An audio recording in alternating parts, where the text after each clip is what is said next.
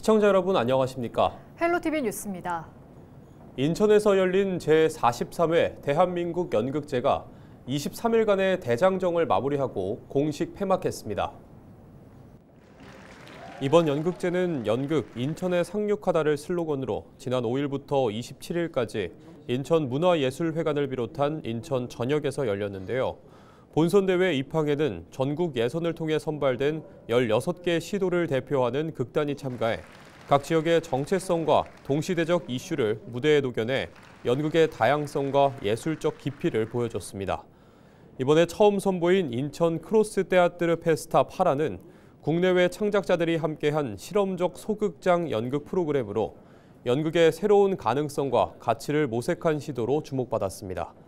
이 밖에도 북적북적 문화유람선과 네트워킹 페스티벌 등 도시공간을 무대로 확장한 거리형 공연은 연극의 장벽을 낮추고 시민의 일상 속에 스며들어 열린 예술축제의 진면목을 보여줬다는 평가를 받았습니다. 한편 인천시는 내년 대한민국 연극제가 열리는 부산시의 대회기를 이양하고 폐막 선언으로 연극제의 긴 여정을 마무리했습니다. 인천지방법원 등 전국 각급 법원이 28일부터 오는 8월 8일까지 2주간 휴정기에 들어갑니다. 인천에서 휴정기에 돌입한 법원은 인천지방법원을 비롯해 인천지방법원 부천지원, 인천가정법원, 서울고법 인천원외재판부입니다. 법원 휴정 기간에는 민사사건의 변론기일과 변론준비기일을 비롯해 조정과 화해기일 등이 진행되지 않습니다. 또 형사사건의 불구속 공판기일과 인권에 중대한 영향을 미치지 않는 기일도 이 기간 열리지 않습니다. 다만 민사사건의 가압류, 가처분, 신문기일과 형사사건의 구속 공판기일, 구속 전 피의자 신문과 체포적부심, 구속적부심의 신문기일은 열립니다. 특히 재판부가 필요하다고 판단하는 경우는 재판이 가능하고 휴정기간은 재판부 사정에 따라 변경될 수 있습니다. 부천시가 폭염 취약계층 26,100여 가구에 냉방비를 긴급 지원합니다. 지원 대상은 부천 지역 기초생활수급자와 차상위 계층이며 가구당 1회 5만 원을 지급합니다. 부천시는 복지급여 계좌가 있는 경우 별도 신청을 받지 않고 7월 30일을 냉방비를 지급하고 복지급여 계좌가 없거나 압류 방지 계좌를 이용하는 경우 거주지 동행정복지센터 신청 및 조사를 통해 8월 중 지급할 계획입니다. 폭염 취약계층 냉방비는 경기도 극한폭염 긴급대책에 따라 전액 경기도 재해구호기금으로 지급합니다. 김포시에서 유실, 유기동물 포획 건수가 해마다 급증하고 있는 것으로 나타났습니다. 김포시 자료를 보면 유실, 유기동물 포획 건수는 지난 2022년 103마리에서 2023년 356마리, 지난해 상반기까지 501마리로 최근 3년간 960마리에 달하고 있습니다. 포획된 유기동물은 주로 장릉산과 허산, 생태공원 등 도시 외곽과 인접한 지역에서 발견됐습니다. 시는 산업단지 조성과 공동주택 개발에 따른 주택 철거와 빈집 증가로 인해 반려동물이 방치되고 인적이 드문 외곽 지역으로 숨어들어 번식하고 있는 것으로 보고 있습니다. 한편 김포시는 유기동물 문제에 대응하기 위해 유실, 유기동물 구조반의 활동 기간을 4달까지 연장했습니다. 또 개발 사업자에게 유기동물 보호 및 이주 대책 수립을 의무화하는 동물보호 및 복지 지원에 관한 조례도 개정한 바 있습니다. 부평구가 다음 달 28일까지 아동정책 제안 공모전을 엽니다. 참여 자격은 부평구 주민이거나 부평 내 학교에 재학 중인 18세 미만 아동으로 1인당 한 건의 정책을 제안할 수 있습니다. 주제는 아동의 생존권과 보호권, 발달권, 참여권 등 아동 권리 증진에 관한 정책 중 자유롭게 응모하면 됩니다. 다만 사업 범위는 부평구로 제한됩니다. 접수된 정책은 제안심사위원회 심사를 거쳐 8명을 선정해 시상할 예정입니다. 수상자에게는 부평구청장상과 함께 문화상품권이 수여되며 우수 제안자에게는 오는 11월 열리는 두드림마당에서 직접 제안 내용을 발표할 기회가 주어집니다. 지난 2022년 지방선거에서 국민의힘 평택시장 후보로 출마했던 최호 전 경기도 의원이 숨진 채 발견돼 경찰이 수사에 나섰습니다. 최 전 의원은 28일 새벽 3시 15분쯤 경기 평택시 지산동의 한 야산에서 숨진 채 발견됐습니다. 경찰은 28일 새벽 2시쯤 집을 나간 뒤 귀가하지 않았다는 가족의 실종 신고를 받고 수색에 나섰고 1시간여 만에 숨진 최 전 의원을 발견했습니다. 현장에서 유서는 발견되지 않은 것으로 전해졌습니다. 경찰은 스스로 목숨을 끊은 것으로 보고 정확한 사인과 경위 등을 조사 중입니다. 경찰이 뇌물수수 의혹 관련 경기도 의회와 더불어민주당 소속 경기도 의원 자택 등에 대해 강제 수사에 나섰습니다. 안산 상록경찰서는 28일 오전부터 뇌물수수 혐의를 받는 경기도 의회와 경기도의원 4명 및 전 화성시 의원 1명의 자택, 사무실 등 14곳에 대해 압수수색을 진행했습니다. 이들은 사업가 A씨에게 지능형 교통체계 사업 관련 혜택을 주는 대가로 금품을 수수한 혐의를 받고 있습니다. 경찰은 압수수색을 통해 특조금 교부에 관한 서류와 전자정보, 계좌 거래 내역 등을 확보한다는 계획입니다. 수사 대상인 의원들에 대해 출국 금지를 신청했습니다.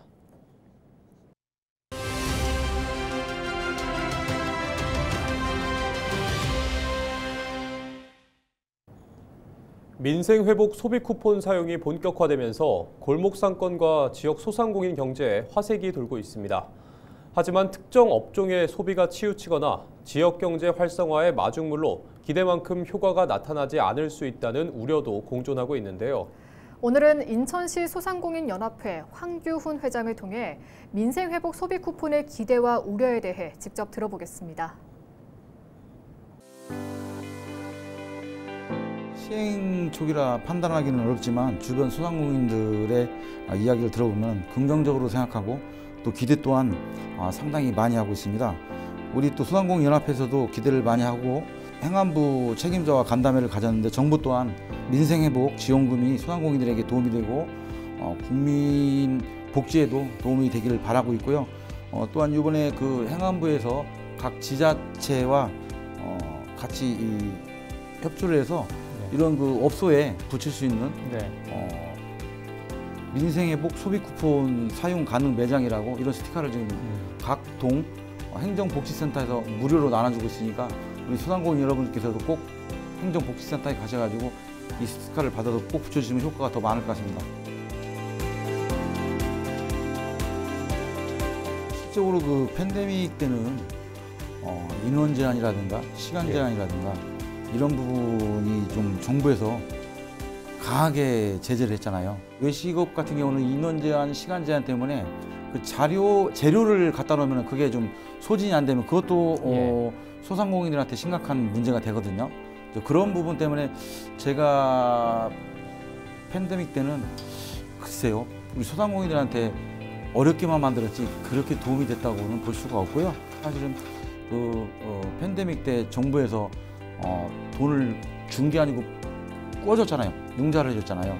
그 부분이 이제 3년이 만기돼가지고 올 8월 달이면 그 만기가 도래해가지고 소상공인들이 걱정이 그 부분이 더 커요. 코로나 때 팬데믹 때보다 이제 비슷하다고 말씀하셨는데 그때는 차라리 꽃피는 춘삼월이었다고 생각하시는 분들이 많아요. 특히 인천 같은 경우는 창업이라든가 이런 게 더 많고 물가라든가 이런 상승이 많기 때문에 지금은 더 효과가 더 있을 거라고 봐요.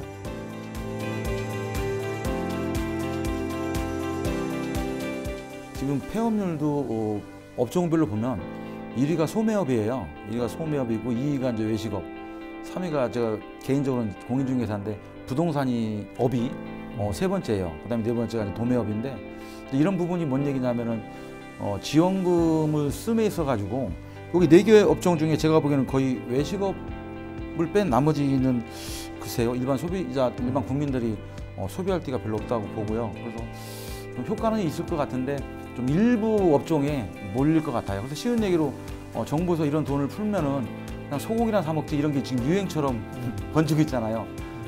그 얘기는 뭔 얘기냐면 아직까지도 소고기는 단가가 비싸니까 평상시에는 못 드시고 이번 기회에 가족끼리 소고기나 먹자 이런 그러니까 이게 식당에서 소비를 하는 게 아니고 가정에서 소고기가 비싸니까 가정에서 먹다 보니까 이런 부분도 좀 문제가 많이 될 것 같아요.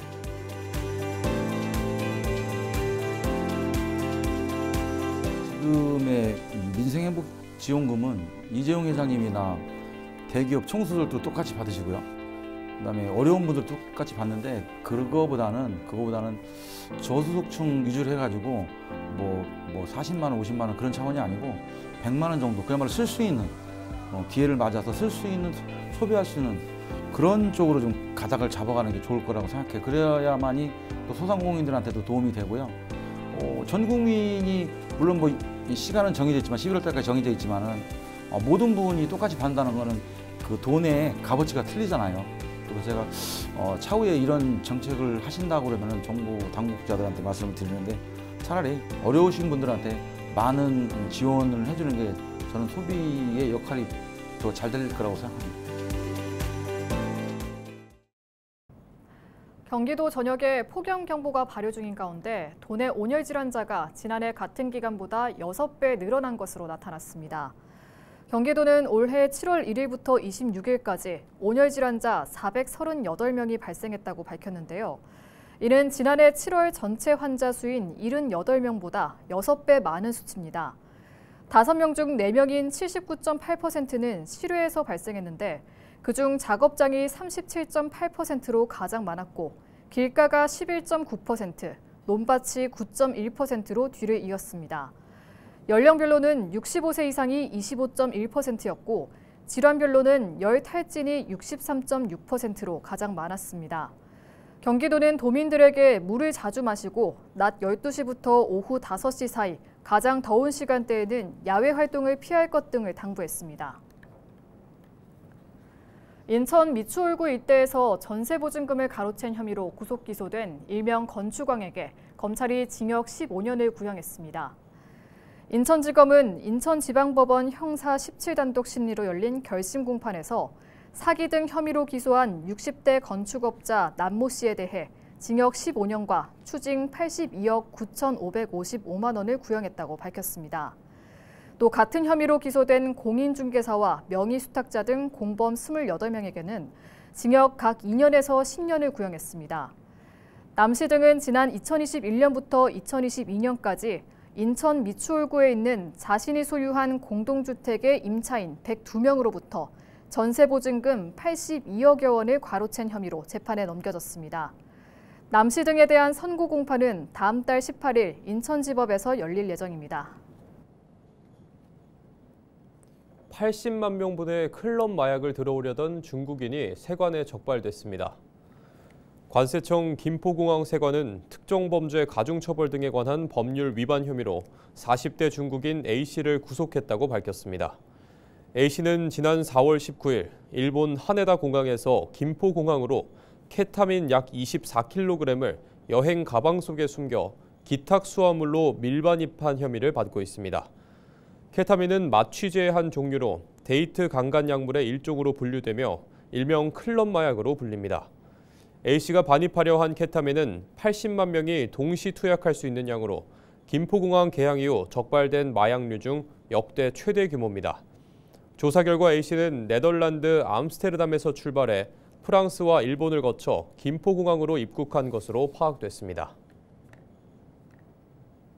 음식점에서 성인인 척 술을 구매하는 청소년 때문에 업주들이 행정처분을 받는 일이 반복되고 있습니다. 서울시는 이런 피해가 발생하지 않도록 술 판매 전 공인된 실물 신분증이나 모바일 신분증을 반드시 확인해달라고 영업장에 당부했습니다. 서울시가 낸 자료를 보면 음식점 내 청소년 주류 제공 행위 적발 건수는 2023년 293건, 2024년 292건이었으며 올해는 6월 기준 125건이 적발됐습니다.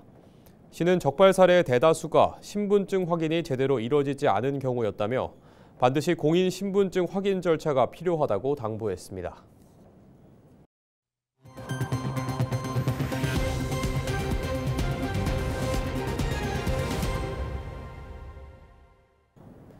이상으로 뉴스를 마칩니다. 시청해주신 여러분 고맙습니다.